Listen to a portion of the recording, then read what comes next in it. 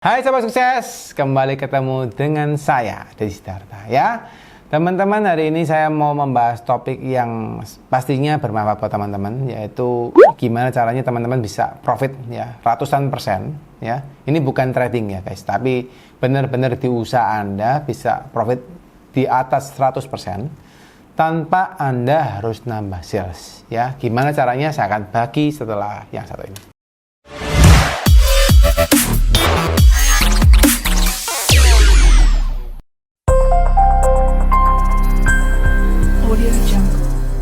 Oke teman-teman, jadi topik ini yang hari ini saya akan bahas sangat berbeda, bukan sangat berbeda ya, tapi mungkin sambungan dengan topik yang bisa kita bahas soal perpajakan ya. Mungkin salah satunya kalau Anda belajar soal perpajakan kan kita belajar soal gimana caranya Anda bisa menghemat pajak Anda dengan legal ya. Nah hari ini saya akan membahas topik terkait gimana caranya Anda bisa nambahin profit Anda ya, tanpa Anda harus nambah sales. Nah ini yang penting buat teman-teman gimana ya. By the way, kalau kita lihat di lapangan ya, mungkin teman-teman ini khusus untuk teman-teman yang ini ya, sudah punya usaha gitu ya. Biasanya kalau teman-temannya sudah punya usaha, itu seringkali mereka ketika berusaha ya, yang dipikirkan pertama itu adalah gimana caranya nambah omset. Ya, benar atau benar? Ayo teman-teman yang pengusaha, Anda pasti pikirin gimana caranya Anda bisa nambah omset, ya. Nah, yang dipikir selalu itu terus, pikirin itu terus ya. Jadi kebanyakan pengusaha itu pintar sekali jualan, ya. Nah, tapi ketika pintar jualan, yang juga nggak kalah sering dilupakan, ya, adalah mereka nggak pernah melihat komponen-komponen di dalam keuangannya mereka, ya. Atau mereka kadang-kadang nggak pernah ngurusin terkait dengan pembenahan perusahaannya mereka. Akhirnya kelihatannya perusahaannya jalan, kelihatan perusahaannya sudah tinggal-tinggal ya, tapi business ownernya ya masih ngurusin pembelian lah gitu ya, Anda masih ngurusin tagihan lah, Anda masih ngurusin supplier lah gitu ya, nanti komplain-komplain dari SDM Anda yang berselisih paham masih lari ke Anda lah gitu ya, atau ada masalah ya harus Anda yang ngurusin lah gitu ya. Terus kalau ada sesuatu di perusahaan yang bisa dikerjakan secara simpel, nggak ada yang mau melakukan lah gitu ya. Ya urusannya bulat-bulat seperti itu aja, putar-putar seperti itu aja. Akhirnya Anda geram gitu ya, capek juga toh, masa ngurusin masalah terus gitu ya. Rasanya masalah terus, rasanya muka kita itu muka masalah gitu ya. Pengusaha itu rata-rata gitu ya, nggak bisa happy ya. Nggak tahu kenapa nggak bisa happy ya. Kenapa saya sempat kapan tadi ini ya, buat satu buku namanya buku bisnis tanpa stres ya, itu saya tulis berdasarkan pengalaman pribadi saya ya, dan itu sudah saya lakukan di berbagai macam bisnis saya ya. Saya belum punya banyak bisnis, tapi lebih daripada 5 perusahaan, sekarang udah 6 atau 7 perusahaan lah saya sudah punya, sudah kita buat ya. Nah, gimana caranya manage-nya itu harus tahu caranya. Teman-teman pengen baca bukunya, kalau biasanya sama admin nanti biasanya ditaruh linknya di deskripsi, teman-teman boleh lihat ya. Nanti Anda boleh kalau mau baca ya Anda silakan klik link di deskripsinya untuk bisa Anda order bukunya ya. Nah, by the way teman-teman, kembali tadi ya.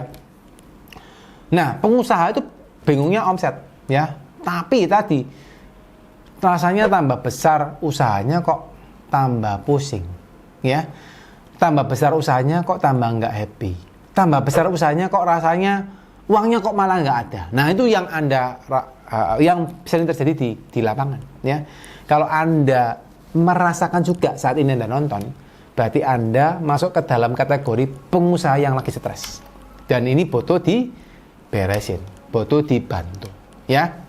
Nah, bagaimana yang harus dibantu ya teman-teman? Singkatnya, kalau Anda pengen nambah profit tanpa Anda harus nambah sales ya, Anda harus lihat dulu sekarang kondisi keuangan Anda seperti apa.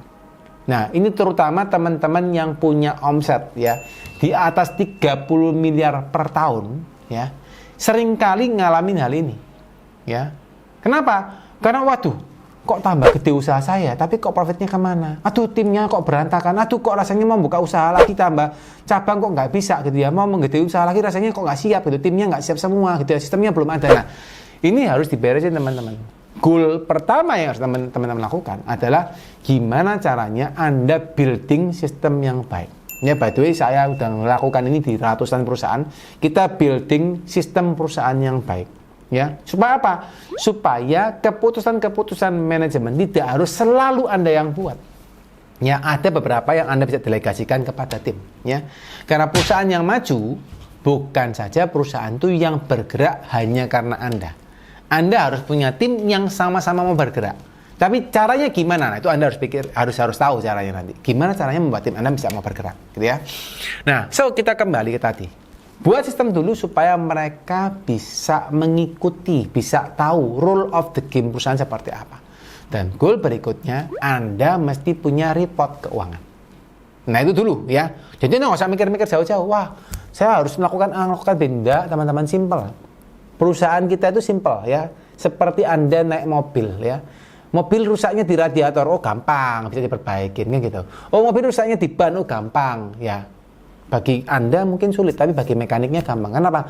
Karena sudah ada patternnya. Perusahaan juga sama, ada patternnya, ada polanya ya. Pak, karyawan saya bermasalah, oh berarti ininya belum. Pak, saya keuangannya bermasalah, oh ininya belum, pasti karena itu ya. Nah, so kembali ke tadi, kalau Anda masih belum punya report keuangan, goal pertama, Anda building sistem dulu sampai report keuangannya jadi. Ya, itu yang goal pertama. Langkah berikutnya teman-teman, baru setelah itu kita akan review. Kita harus review gimana kondisi keuangan perusahaan kita. Ya, yang sering terjadi ketika Anda atau perusahaan Anda punya omset di atas 30 miliar per tahun, itu seringkali biayanya banyak yang boros. Ya, contoh, misal saja biaya bahan.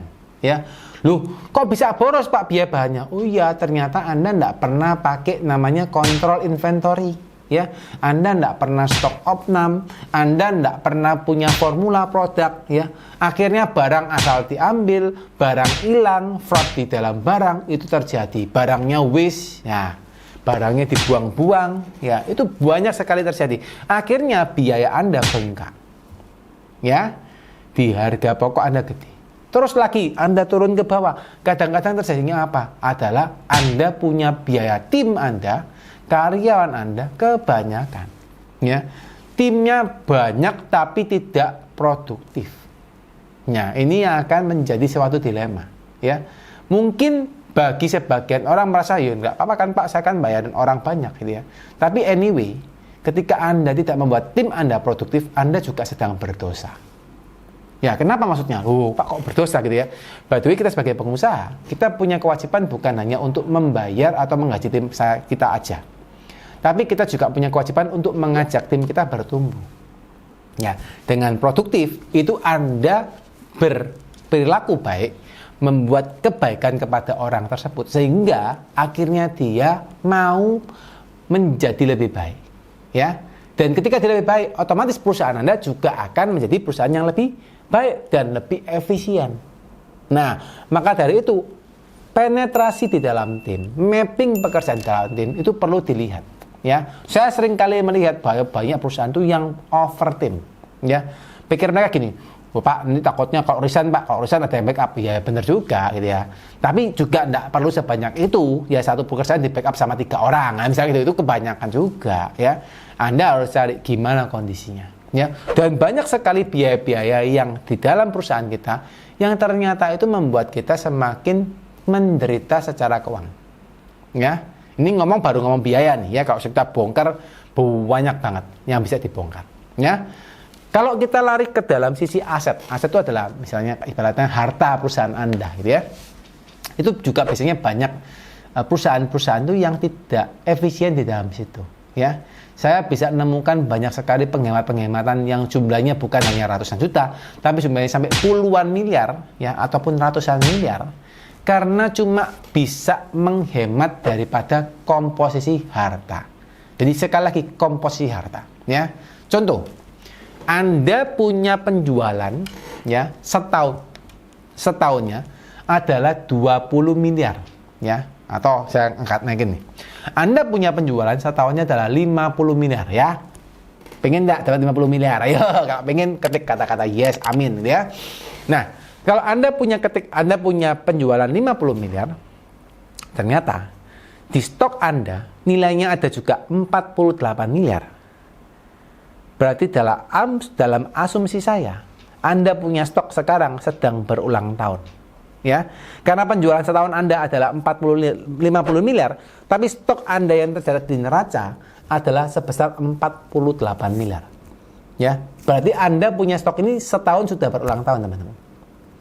Nah, untuk ini teman-teman, ini bisa sangat dihemat. Ya, kita bisa nekan gimana caranya stok yang 48 miliar dengan cara tertentu bisa dikurangin sampai separuhnya. Misal, ya, dengan Anda ngurangi separuhnya pasti apa? Berarti Anda punya tambahan cash flow, Anda punya dapat tambahan dana. Ya, dana ini Anda bisa pakai lagi untuk perputaran perusahaan daripada Anda ngutang, ya. Karena banyak perusahaan yang akhirnya dia berhutang karena dia punya stoknya kebanyakan, ya. Kurang duitnya akhirnya mereka ngutang, kan itu hukumnya seperti itu.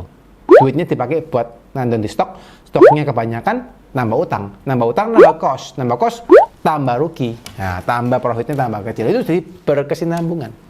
Dan by itu teman-teman, di dalam keuangan teman-teman yang punya omset dari 30 miliar setahun, itu biasanya banyak sekali namanya kolesterol, ya, asam urat, darah tinggi, ya, atau apapun, ya. Maka saya pernah punya tagline, ya. Kalau Anda pengen sehat, ya, Anda cek kesehatan Anda di Parahita, ya. Tapi kalau Anda pengen sehat di keuangan Anda cek kesehatan saya, Anda di Consulting, perusahaan saya. Ya, itu tagline-nya. Ya, teman-teman, ya. Semoga video ini bisa bermanfaat buat teman-teman. Buat teman-teman yang happy dengan video ini, silakan di-share videonya ke teman-teman yang lain. Dan yang happy juga boleh di-like dan subscribe video ini supaya bisa dapat konten menarik terus daripada channel ini. Sekian teman-teman, ya, semoga teman-teman bisnisnya semakin sukses, semakin besar, semakin buka cabang, semakin lancar, semakin banyak customer, ya, dan teman-teman selalu sehat dan berbahagia. Sekali lagi, bye-bye.